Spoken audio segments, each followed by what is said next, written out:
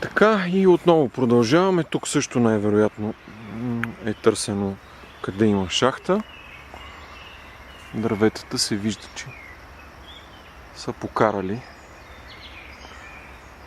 листа, не са изсъхнали, каквато е другата теза на хората от зелена система, така наречените експерти, които казаха, че всички тези дървета, които видяхме тук, са болни, особено тези там отпред, ето където соча, и които имат брашлян по тях, те са изключително болни и трябва да бъдат премахнати. Ето това беше тезата на хората от зелена система.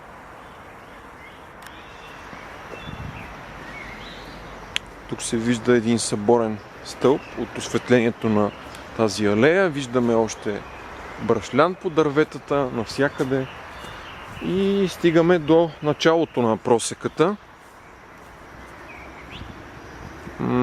Ето тук можем да видим, че са извършвани някакви действия. Виждате се следите. Изкопни работи. Най-вероятно пак са търсили някаква шахта в този район. И сега вече отиваме към естакадата, прекрасната на семинарията.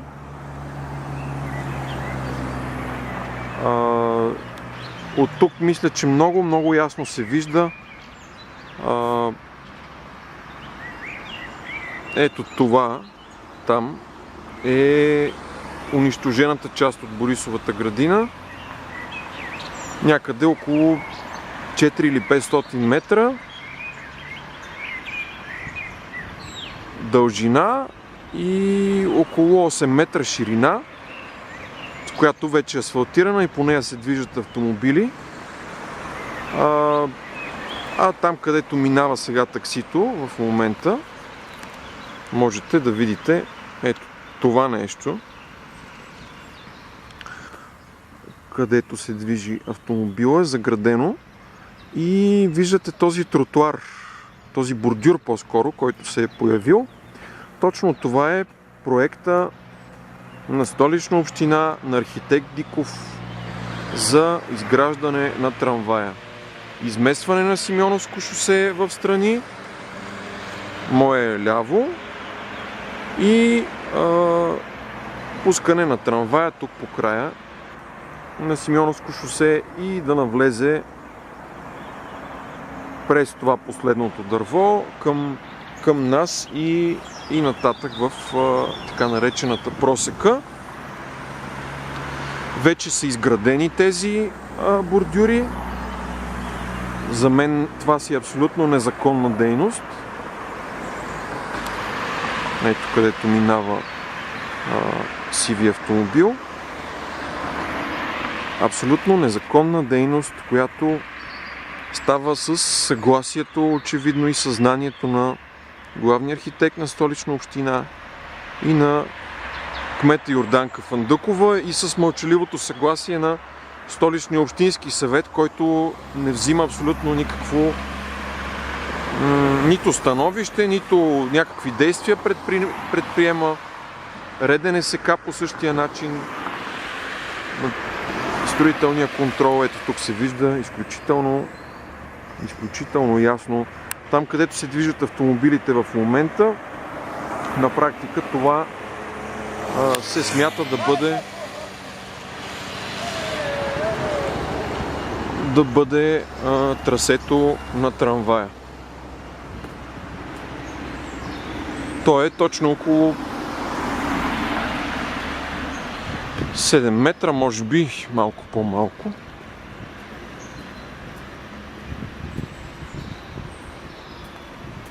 В проекта за естакадата, по който Столична община продължава да твърди, че се работи, въобще не е предвидено цялото това разширение. Ето там, където минават двете коли. Тук вече булеварда е с ширина може би 28 или 30 метра, включително и тротуарите, разбира се, които са в рамките на цялото платно и се смята цялата ширина.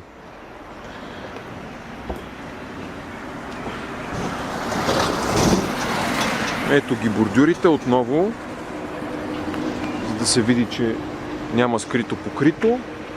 Ето ще минем и тук по средата точно. Ето това е трасето за трамвая. Абсолютно незаконно се изгражда това нещо и продължава. Ето тук се вижда какво са направили. Подкопаните дървета. Много от така наречените млади или самонастанили се по края са изсечени и премахнати.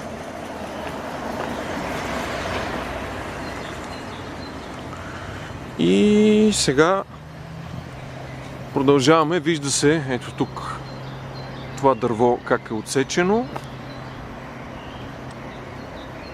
Повредено по време на строителните работи. Този клон също е заминал.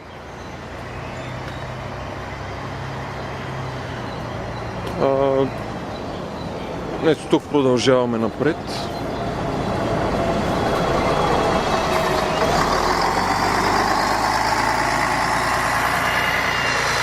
Ето тук, където минава 9.4, се предвижда да премине трамвайното трасе.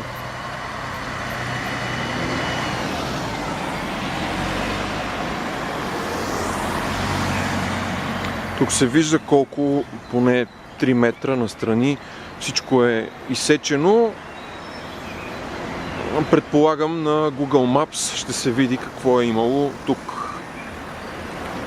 преди това. И ето стигаме до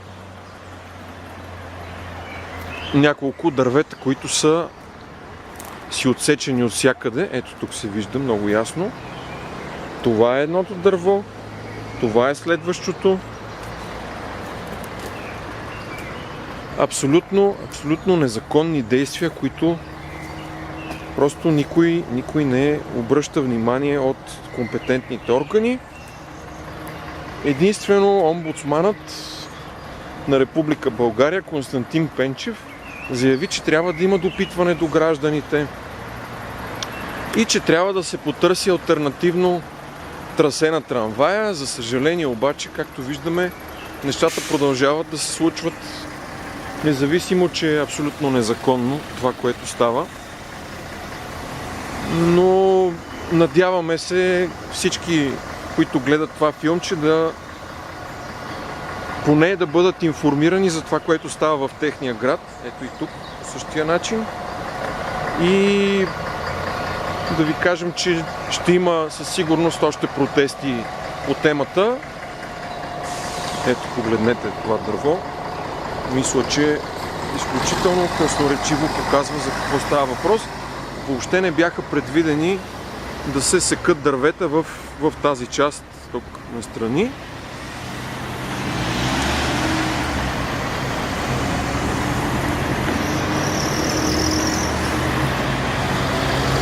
Още веднъж припомням, ето тук, където сега ще мине 102. Това е трасето, където искат да прокарат трамвая и което вече е изградено с бордюри.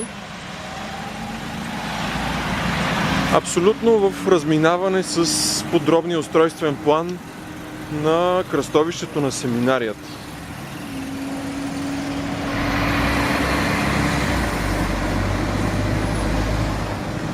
Ето тук се вижда, отново траншеи са изкопавани. Тук са различни заграждения и тук стигнахме до самата естакада. Това чудо на архитектурната мисъл. Ето тук искаме да ви покажем. Ето това е трамвайното трасе, което за момента е оставено така с наредени бордюри, незнайно на къде отиващи. Какво предлагахме ние? Предлагахме трасето да се запази ето по тези основи и да продължи натам, стигайки по край кулата до парк хотел Москва и така нататък. От тук все още има място в подлеза, на естакадата отдолу, но за съжаление, за момента главният архитект иска трасето да премине от тук, а не от тук. Естествено да цепи направо, където ви показахме, а не да завива по край естакадата и по край телевизионната кула. Благодарим ви и до скоро! И следете, разбира се, нашата Facebook страница Гражданска инициатива за обществен и релсов транспорт.